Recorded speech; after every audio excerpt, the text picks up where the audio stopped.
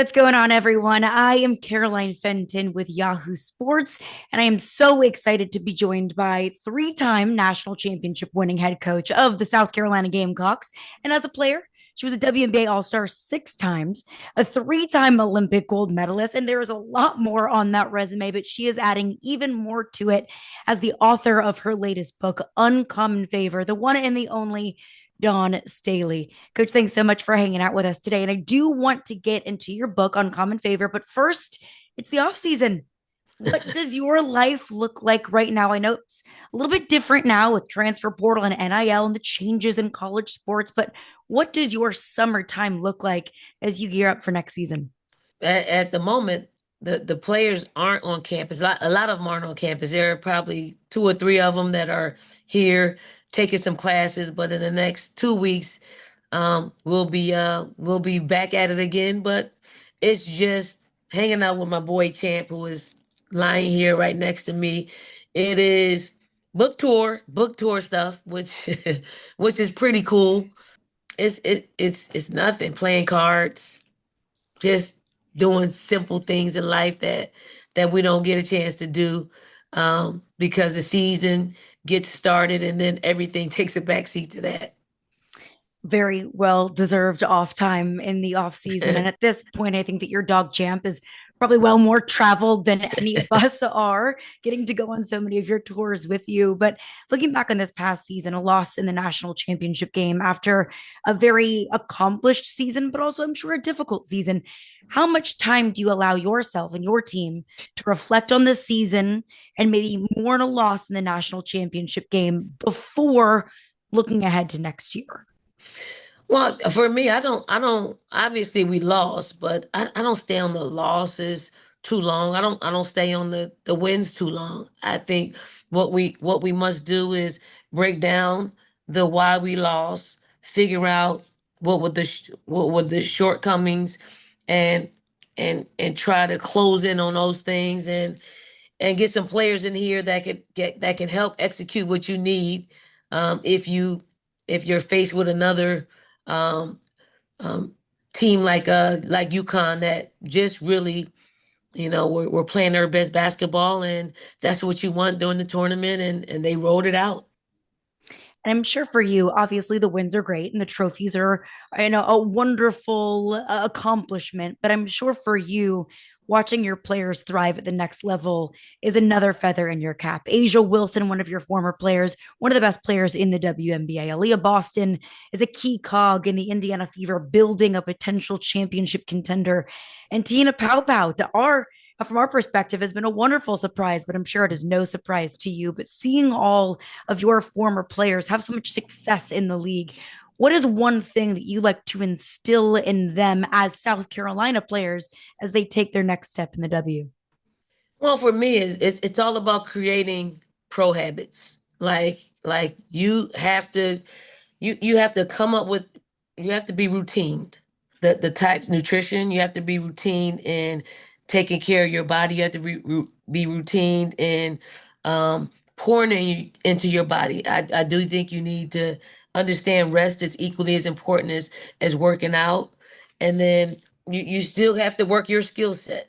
I think is super important to our players is what we do in the off season, because that's when the most growth takes place, is in the off season. And then during the season, you're just maintaining what you've maintaining what you've done in the off season.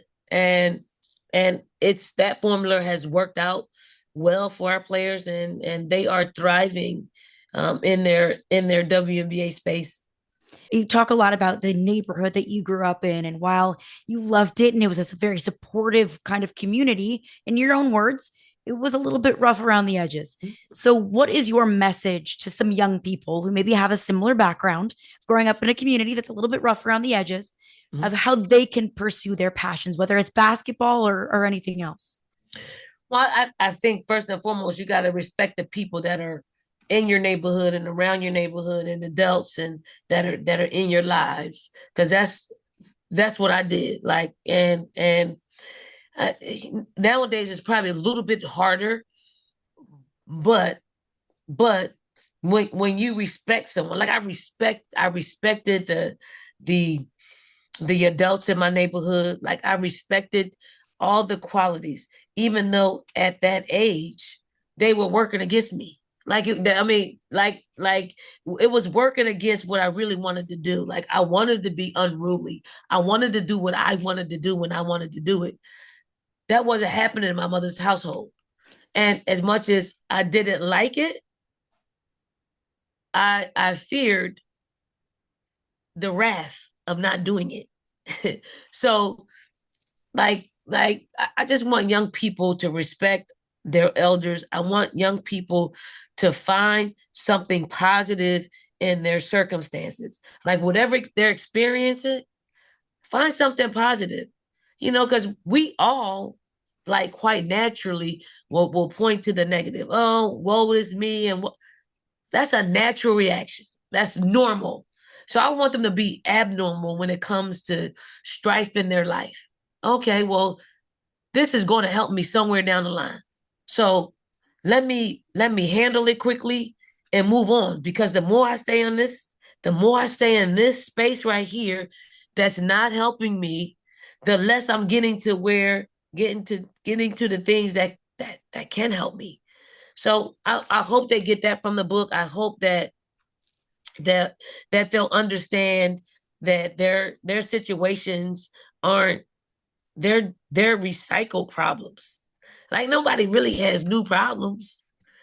Everybody has gone through, and I, as a coach, I say that to our players. Like you, they try to sometimes hide things from me. Like, okay, it's eventually going to come out, and and I'm like, okay, well, that's nothing new. Like, bring me some new problems. Give me something that's going to shock me. Give me something that I'm going to have to.